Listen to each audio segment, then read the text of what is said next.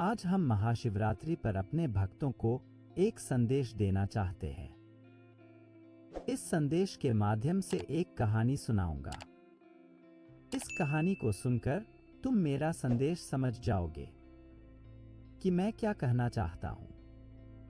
और इस संदेश को अगर एक बार पूरा सुन लिया तो इस बार की महाशिवरात्रि में आपकी मनोकामना अवश्य पूरी होगी, क्योंकि इस कहानी में उस उपाय को बताया गया है जिससे भगवान शिव अति प्रसन्न होते हैं। इसलिए ध्यान से सुनना। एक बहुत ही खतरनाक, भयानक और निर्दयी शिकारी था। उस शिकारी का नाम चित्रभानु था। वह पशुओं को मारकर अपने परिवार का पेट भरता था। शिकारी ने एक साहूकार से कर्ज लिया था, लेकिन वह समय पर कर्ज नहीं चुका पाया, जिसके चलते साहूकार ने क्रोध में आकर शिकारी को शिव मठ में बंदी बना लिया। संयोग से उस दिन शिवरात्रि थी। शिकारी ने ध्यानमग्न होकर शिव जी की कथा सुनी। शाम होते ही साहूकार ने शिकारी को अपने पास बुलाया और कर्ज चुकाने के बारे में बात की, जिसके बाद शिकारी ने अगले दिन सारा कर्ज चुकाने का वादा किया और बंधन से छूटकर अपने काम पर चला गया। रोज की ही तरह वह जंगल में शिकार करने के लिए गया, लेकिन पूरे दिन बंदी गृह में रहने के कारण भूख प्यास से व्याकुल था। शिकार करने के लिए वह एक तालाब के किनारे एक बेल के वृक्ष पर छिपकर बैठ गया। उस बेल के पेड़ के नीचे एक शिवलिंग था, जो सूखे हुए बेलपत्रों से ढका हुआ था। शिकारी को उसके बारे में कुछ पता नहीं था कि वृक्ष के नीचे शिवलिंग है, और एक एक बेलपत्रों को तोड़ तोड़कर नीचे डालने लगा ताकि कोई जानवर आए और वह शिकार कर सके। लेकिन उसकी तोड़ी हुई बेलपत्र शिवलिंग पर जाकर गिरने लगी। इस प्रकार पूरे दिन भूखे प्यासे रहने से उसका व्रत भी हो गया और शिवलिंग पर बेलपत्र भी चढ़ गए। रात्रि का एक पहर बीतते ही एक गर्भवती मृगी तालाब के पास पहुंची। तब शिकारी ने उसे देख तीर पर जैसे ही प्रत्यंचा खींची तो मृगी बोली, मैं गर्भवती हूं। जल्दी ही मैं एक मृग को जन्म दूंगी। तुम एक साथ दो जीवों की हत्या करोगे, जो ठीक नहीं है। मैं अपने बच्चे को जन्म देते ही तुम्हारे पास आ जाऊंगी, तब तुम मुझे मार देना। यह सुनकर शिकारी ने प्रत्यंचा गीली कर दी और मृगी झाड़ियों में चली गई। प्रत्यंचा गीली करते ही कुछ बेलपत्र अनायास ही टूटकर शिवलिंग पर गिर गए। इस तरह अनजाने में शिकारी का पहले पहर का पूजन हो गया। कुछ देर बाद शिकारी को एक और हिरनी दिखी। शिकारी को देख हिरनी ने विनम्र होकर कहा कि हे शिकारी, मैं अपने खोए हुए पति को ढूंढ रही हूं।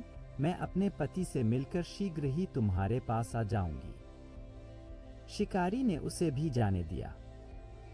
रात्रि का आखिरी पहर बीत रहा था। इस बार भी धनुष से लगकर कुछ बेलपत्र शिवलिंग पर जा गिरे तथा दूसरे पहर की पूजन भी संपन्न हो गई। तभी एक अन्य मृगी अपने बच्चों के साथ उधर से निकली। उस मृगी को देखकर शिकारी बहुत खुश हुआ। उसने सोचा, इस बार मैं अपने शिकार को नहीं जाने दूंगा। शिकारी के लिए यह स्वर्णिम अवसर था। उसने धनुष पर तीर चलाने में देर न लगाई। तभी मृगी बोली, हे मनुष्य, मैं इन बच्चों को इनके पिता के हवाले करके लौट आऊंगी। इस समय मुझे मत मारो। शिकारी हंसा और बोला, सामने आए शिकार को छोड़ दूं? मैं ऐसा मूर्ख नहीं। इससे पहले मैं 2 बार अपना शिकार खो चुका हूं। मेरे बच्चे भूख प्यास से तड़प रहे होंगे। उत्तर में मृगी ने फिर कहा, जैसे तुम्हें अपने बच्चों की ममता सता रही है, ठीक वैसे ही मुझे भी। हे मनुष्य, मेरा विश्वास करो। मैं इन्हें इनके पिता के पास छोड़कर तुरंत लौटने की प्रतिज्ञा करती हूं। उसने उस मृगी को भी जाने दिया।